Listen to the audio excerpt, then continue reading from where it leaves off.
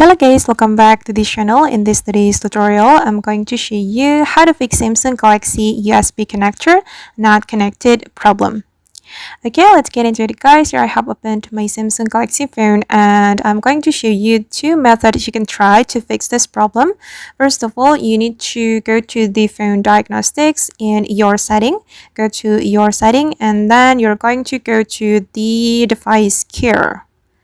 This one guys, go to the device care and select the diagnostics and you have to choose phone diagnostics. Wait, it's still loading. Okay, select the phone diagnostics and here you have to go to the USB connection to fix the problem. Click on the USB connection to test this function. Okay, and you have to connect the USB device to test. And then since my USB connector is in normal, so I'm going to select yes. But if there is something wrong with your USB connector, you can click on no. And the second method I'm going to show you is activating the USB debugging in developer mode. You have to activate your developer mode in your setting. To activate it, you can go to the about phone and then you're going to go to the software information.